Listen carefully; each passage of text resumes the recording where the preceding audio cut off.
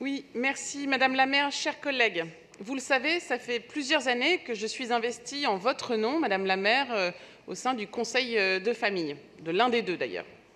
Les conseils de famille, pour celles et ceux qui ne savent pas bien ce que c'est une instance qui relève de l'État, composée de différents collèges avec des représentants des associations familiales, des représentants d'assistantes familiales, des représentants de personnalités qualifiées et puis des élus de la ville. Ces conseils ont vocation de mettre en lien les enfants confiés à l'adoption et, en l'occurrence à Paris, les 349 personnes qui sont agréées à pouvoir adopter. Si je viens aujourd'hui ici vous expliquer ce qu'est ce conseil, c'est pour partager avec vous un regret, un étonnement, je ne sais pas quel qualificatif exactement lui donner, mais il s'avère que réunion après réunion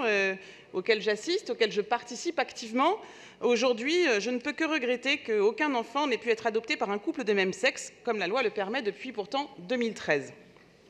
Donc depuis plusieurs mois, il m'est de plus en plus difficile de participer au conseil de famille et de cautionner en votre nom, Madame la maire, les décisions qui ne sont, selon moi, pas prises dans l'intérêt de l'enfant, mais qui répondent à une intime conviction d'une partie des membres de ce conseil. Depuis plusieurs mois, il m'est difficile d'accepter qu'on laisse des couples poursuivre un processus d'agrément long, lourd, intrusif, parfois même douloureux, surtout lorsqu'il n'aboutit pas. Je regrette aussi qu'on laisse les services de la ville travailler sur ces dossiers qui, là encore, nous le savons, n'aboutissent pas. À la suite du dernier conseil de famille qui s'est tenu,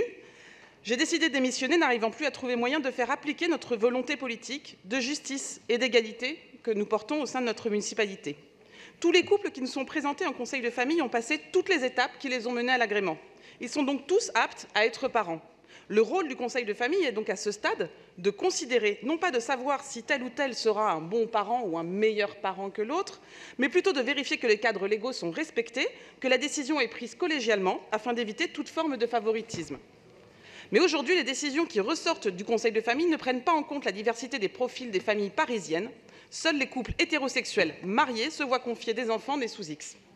Alors, sur la base de ces constats et sans vouloir abandonner le sujet qui mérite, vous le savez, un portage politique fort, après avoir siégé pendant des années avec sincérité, avoir déposé un vœu en février dernier, il est temps, il me semble, d'accélérer fortement les choses pour obtenir qu'enfin le Conseil de Paris applique l'égalité de traitement de tous les Parisiens agréés pour adopter.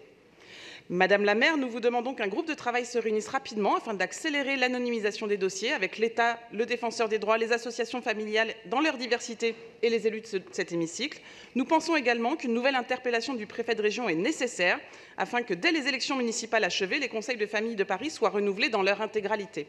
Je sais, Madame la maire et chère Dominique, que vous êtes toutes deux très sensibles à ces questions et que vous tenez à l'intérêt supérieur de l'enfant qui soit la boussole à chacune de nos décisions et je vous en remercie.